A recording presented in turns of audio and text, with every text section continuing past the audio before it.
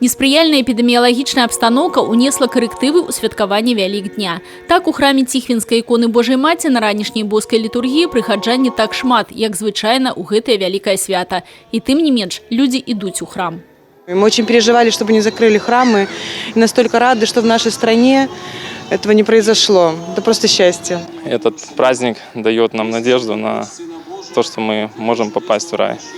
Мы все надеемся, что в такой праздник закончатся все наши беды и страдания, и вирусы всякие отойдут от всего нашего мира, от всей нашей Белоруссии, от города Бреста и от наших семей. Самое главное, конечно, чтобы был мир в семье, согласие, любовь.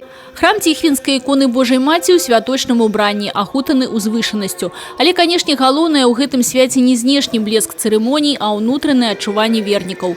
Яны прыйшлі ў храм, каб узнесці малітвы Богу і пачуць заветныя словы.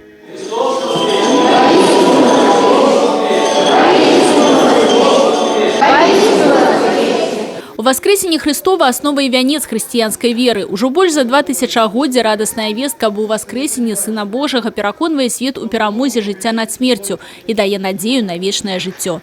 Святкуючи усхваляют Христа, який показал своим життем приклад веры, а смертью и у воскресеньем скупил грехи человечества. Господь взял грехи всего человечества на себя, все то зло, всю ту неправду и вознес это на крест, после чего и воскрес сам. И тем самым показывает нам путь, дает возможность нам воскреснуть вместе с Ним. И всегда, когда мы встречаем других людей и приветствуем вот этим пасхальным радостным ликованием «Христос воскресе» и слышим в ответ «Воистину воскресе», то мы говорим ближнему этими словами: «Ты никогда не умрешь, если будешь со Христом». Напярэдадні з великодным посланием да ўсіх праваслаўных Брэсцкай епархіі звярнуўся архиепископ Иоанн. Христос воскрес.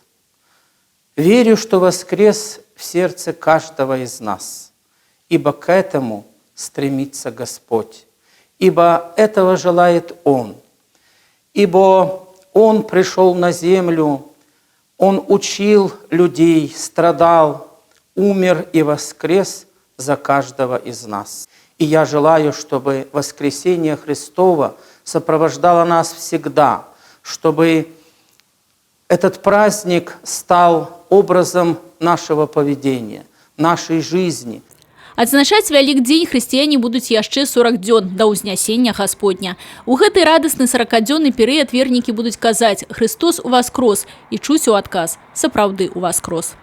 Людмила Салдзіна, Владимир Казакоў, телерадиокомпания «Брест».